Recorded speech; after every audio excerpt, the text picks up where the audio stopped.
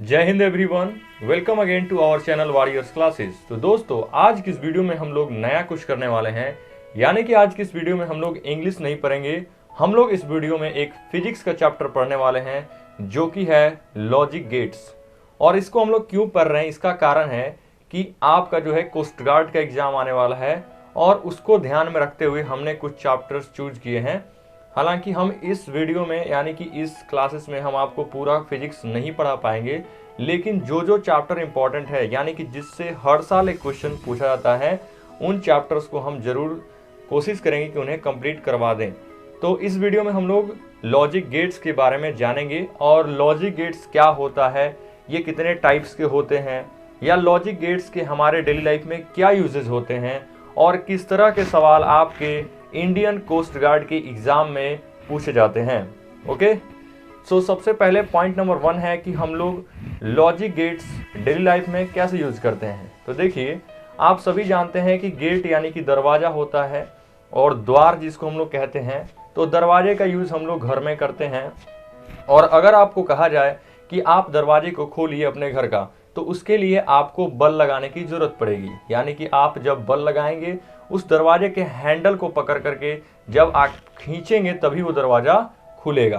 तो वो हम लोग पढ़ेंगे, वो नेक्स्ट चैप्टर है और जिसमें आपको बलाघूर्ण के बारे में बताया जाएगा। और इसमें हम लोग पढ़ेंगे लॉजिक गेट, यानी कि जो लॉजिक गेट को हिंदी में तार्किक द्वार कहते हैं। और इसका यूज ये होता है कि इसमें आप कम से कम बल लगाएं। यानी कि मान लो कि 9 के बराबर आप बल लगाएं। जैसे कि आप दरवाजे के सामने खड़े हो और दरवाजा अपने आप खुल जाए। जैसे ही आप घर के अंदर एंटर हुए, अपने आप सारी लाइट्स ऑन हो गई। जैसे ही आप वहां से निकले बाहर, तो दरवाजा बंद हो गया और लाइट्स अपने आप ऑफ हो गई। नल के आगे आपने अपना हाथ किया, नल में से पानी गिरने लगा। तो ये सभी यूजेस ये जो होते हैं, इन्हें हम कहते हैं लॉजिक गेट्स। क्या कहते हैं? Logic gates. और इसमें सबसे पहले आपको जानने की जरूरत है कि बाइनरी नंबर्स क्या होते हैं, यानी कि द्विआधारी संख्याएं। तो आइए आज की क्लास को शुरू करते हैं। सबसे पहले हम लोग इस क्लास में जानेंगे बाइनरी नंबर्स के बारे में। देखिए, बाइनरी नंबर्स हिंदी में इसी को हम कहते हैं द्विआधारी संख्याएं। द्विआधारी संख्याएं। अब आपसे पूछा जाए कि ये कितने तरह की होती हैं, तो देखिए, द्विआधारी संख्याएं 2 तरह की होती हैं। इसको हम लोग यूज करते हैं, टाइप्स मत कहिए कितने होते हैं। तो एक होता है 0 और एक होता है 1। यानी कि इसमें हम लोग इसी फॉर्म का यूज करते हैं, 0 और 1। इसमें ये जो 0 होता है, इसको हम या तो कहते हैं ऑफ। क्या कहते हैं? ऑफ। या आप कह सकते हैं इसको लो, या आप इसको कह सकते हैं मिनिमा। और 1 जो होता है, इसको आप कहेंगे ऑन या हाई, या आप कहेंगे इसको मैक्सिमा। किसी भी चीज की वैल्यू मैक्सिमम तो उसको 1 में करेंगे। लाइट अगर ऑन है तो उसको 1 में काउंट करेंगे, लाइट ऑफ है तो उसको 0 में काउंट करेंगे। यानी कि 0 और 1 के फॉर्म में हम क्या लिखते हैं? बाइनरी नंबर्स को लिखते हैं। ओके, अब इसमें हम लोग कुछ यहां पर जानेंगे कि बाइनरी नंबर्स का यूज आखिर होता क्या है। यानी कि जब हम लॉजिक गेट्स पढ़ते हैं तो उसमें इस 0 का और 1 का क्या यूज होता है। ओके, तो सबसे पहले देखिए, इसमें आप एक चीज जान लीजिए कि जो सिग्नल होते हैं, जो सिग्नल भेजे जाते हैं, वो 2 तरह के होते हैं। बाइनरी नंबर 0 और 1 के फॉर्म में होता है। इसके बाद सिग्नल होते हैं 2 तरह के। एक होता है डिजिटल सिग्नल। क्या होता है? Digital signal. हिंदी में इसको कहते हैं अंकीय संकेत। क्या कहेंगे? अंकीय संकेत। अब देखिए, ये अंकीय संकेत क्या होता है। तो डिजिटल सिग्नल को हम इस तरह से निरूपित करते हैं, यानी कि बताते हैं। जैसे 1 क्या होता है? हाई होता है, तो हाई ये हो गया 1। ऑफ क्या होता है? 0, तो ये यहां पर हो गया 0। फिर मान लीजिए हाई, तो ये हो गया हाई। तो इस तरह से डिनोट करते हैं, हाई लो हाई। तो ऑन ऑफ ऑन, ये हम निरूपित करते हैं, इसको डिजिटल सिग्नल कहते हैं। इस तरह से हम डिजिटल सिग्नल को दर्शाते हैं। इसका यूज आप करेंगे जब किसी भी लॉजिक गेट का वेव फॉर्म बनाएंगे, जब तरंग रूप में, तब आप इसका यूज करते हैं। और नेक्स्ट होता है जिसको कहते हैं हम एनालॉग सिग्नल। क्या कहते हैं? Analog signal. तो एनालॉग सिग्नल क्या होता है? इसको हम कहते हैं अंकी अनुरूप। एनालॉग को क्या कहते हैं? अनुरूप संकेत। और अंकीय सिग्नल जो होते हैं ये बता दिया गया, इस तरह से होते हैं वेव फॉर्म। और एनालॉग सिग्नल का यूज करते हैं, देखिए इस तरह से। ये जो होते हैं साइन या कॉस के फलन होते हैं। किसके होते हैं? साइन या कॉस। ये होते हैं साइन या कॉस के, जैसे साइन और कॉस। तो एनालॉग सिग्नल जो होते हैं ये साइन या कॉस के फलन होते हैं। और अंकीय संकेत यानी कि डिजिटल सिग्नल इस तरह से दर्शाए जाते हैं। ओके, तो क्या आपको इतना समझ में आ चुका है? एक बार देखिए फिर से। बाइनरी नंबर्स, जिसे हम द्विआधारी संख्याएं कहते हैं, इनको दो तरह से प्रदर्शित किया जाता है। एक होता है 0 और एक 1। इसी का ज्यादा यूज है। आप इसको अगर समझ गए तो आप आसानी से लॉजिक गेट्स को समझ जाएंगे। 0 को हम ऑफ कहते हैं, या लो कहते हैं, या मिनिमा कहते हैं। और 1 को हम ऑन कहते हैं, हाई कहते हैं, या मैक्सिमा कहते हैं। और डिजिटल सिग्नल क्या होता है? जिसको इस तरह से प्रदर्शित किया जाए। और एनालॉग सिग्नल क्या होता है? जिसको साइन या कॉस के फलन के रूप में दर्शाया जाए। तो हम लोग इसमें मेनली डिजिटल सिग्नल के बारे में पढ़ेंगे, क्योंकि यहाँ पर हम लोग डिजिटल सर्किट की बात करेंगे जब आप यहाँ पर पढ़ेंगे लॉजिक गेट्स के बारे में। तो ओके, तो अब हम लोग इसके बारे में कुछ जान चुके हैं। और अब हम जानते हैं कि बाइनरी नंबर्स को कैसे हम अलजेब्रिक फॉर्म में यूज करते हैं, यानी कि बूलियन अलजेब्रा, जिसको आप बूलियन व्यंजक कहते हैं, जिस पर हर साल क्वेश्चन पूछा जाता है। तो आइए अब हम इसके बारे में जानते हैं। ओके, तो आइए अब हम जानते हैं यहां पर बूलियन अलजेब्रा के बारे में। देखिए बूलियन अलजेब्रा क्या होता है।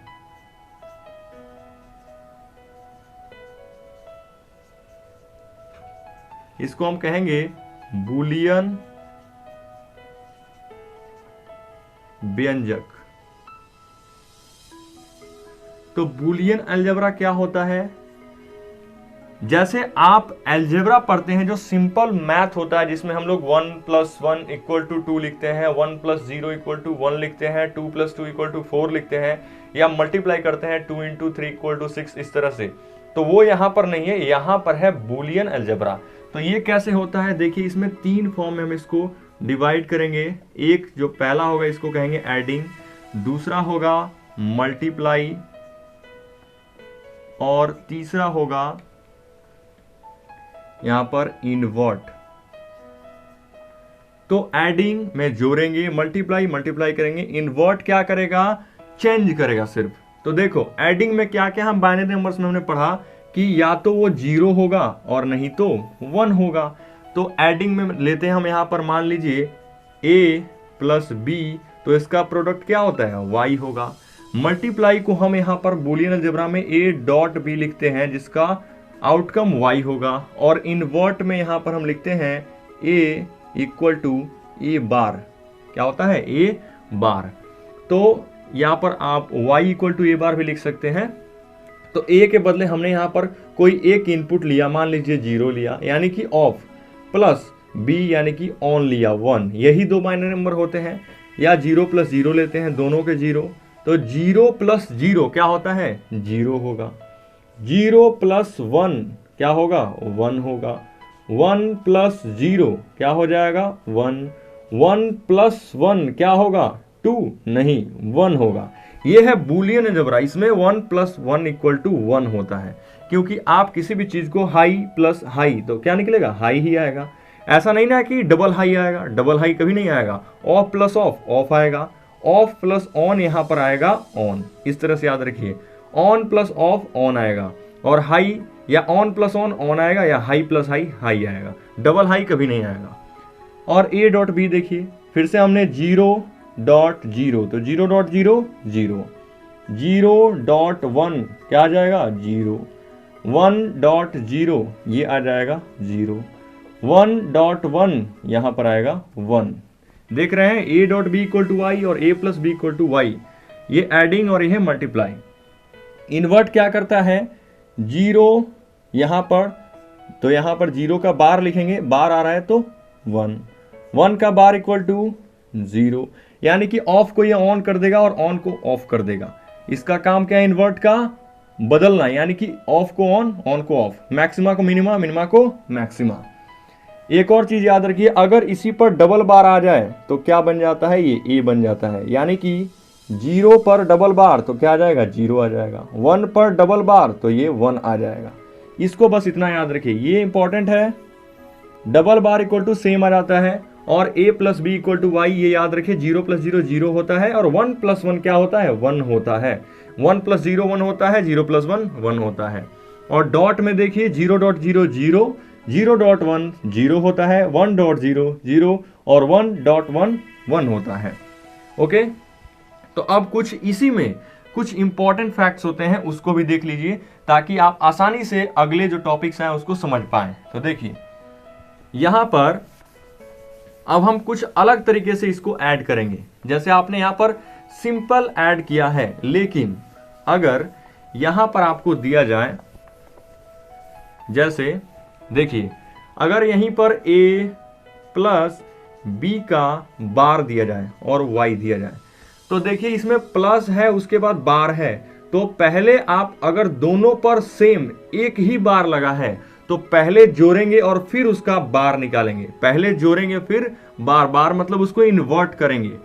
तो जैसे हम लेते हैं a की जगह पर 0 प्लस b की जगह पर भी 0, तो यहां पर क्या मिलेगा, इसके ऊपर बार लगाना है, इक्वल टू y। तो पहले क्या करेंगे, जोड़ेंगे, 0 प्लस 0 कितना होगा, 0, 0 का बार इक्वल टू y, तो 0 का बार क्या आ जाएगा, 1 आ जाएगा, तो y इक्वल टू हो गया 1। ये इंपॉर्टेंट फैक्ट है। अगर मान लीजिए यहां पर आप लेते हैं 1 प्लस 0, तो a 1 हो गया और b हो गया 0, इसके ऊपर टोटल बार लगा दिए इक्वल टू y, तो 1 का और प्लस 0 का दोनों को जोड़ेंगे तो 1 आएगा, 1 का बार इक्वल टू y, तो y इक्वल टू क्या आ जाएगा इधर, 1 का बार 0। बोलिए आया समझ में। ये कुछ इंपॉर्टेंट फैक्ट्स हैं, इसको याद रखिए कि a प्लस बी का बार इक्वल टू y होगा, तो पहले आप जोड़ेंगे और तब बार करेंगे। बार मतलब इन्वर्ट करेंगे, दोनों पर सेम होगा तभी, अगर सेम नहीं है तो अलग अलग आएगा। देखिए दूसरा कंडीशन इसी में,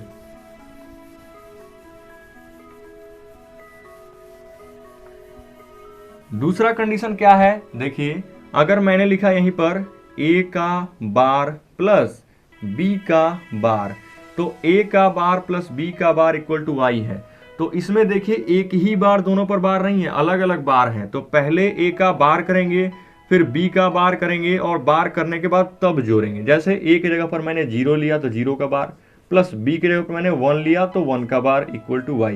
0 का बार मतलब 0 किस में चेंज होगा, 1 में, और 1 का बार किस में चेंज होगा, 0 में, इक्वल टू y। 1 प्लस 0 कितना होगा, 1 इक्वल टू y, तो ये हो गया 1। और देखिए तीसरा कंडीशन देखिए कैसा होगा, देखिए इसमें तीसरा कंडीशन जो बेस्ड है वो है मल्टीप्लाई पर। तो मल्टीप्लाई कैसे करेंगे, सिंपल आपने जान लिया कि a dot B equal to Y होता है, लेकिन अगर यहीं पर दे दे a डॉट बी का बार इक्वल टू वाई, तो इसमें देखिए दोनों पर बार लगा है, यानी कि पहले आप डॉट फिर उसका बार। जैसे a की जगह पर मैंने इनपुट लिया 0 और b की जगह पर 1 और उसके ऊपर बार इक्वल टू वाई, 0 इंटू 1 1, 1 का बार इक्वल टू वाई, 1 का बार क्या हो जाएगा, 0 इक्वल टू वाई, तो y की वैल्यू कितनी आ गई, 0। इसी में एक और दूसरा कंडीशन देखिए, अगर a का बार डॉट b का बार इक्वल टू वाई है, तब क्या करेंगे, तो फिर वही रूल, पहले इसका बार फिर इसका बार फिर मल्टीप्लाई। तो a का बार यानी कि 0 का बार डॉट 1 का बार इक्वल टू वाई, 0 का बार कितना आएगा, 0, 1 आ जाएगा, और डॉट 1 का बार 0 इक्वल टू वाई, तो 1 और इंटू 0 क्या आ जाएगा, 0 आएगा, तो y इक्वल टू 0। बोलिए क्या आप सभी को ये जो हमने फैक्ट बताया क्लियर है। अगर दोनों के ऊपर बार लगा तो प्लस करने के बाद बार यानी कि इन्वर्ट करेंगे, और अगर अलग अलग लगा है तो पहले अलग अलग उसका बार निकालेंगे और फिर ऐड करेंगे। मल्टीप्लाई में भी अगर दोनों के ऊपर बार है तो दोनों को पहले मल्टीप्लाई करेंगे और फिर उसका बार करेंगे, और अगर अलग अलग है तो पहले बार फिर मल्टीप्लाई। ओके, सो ये था हमारा बेसिक जो भी होता है लॉजिक गेट्स को पढ़ने के पहले।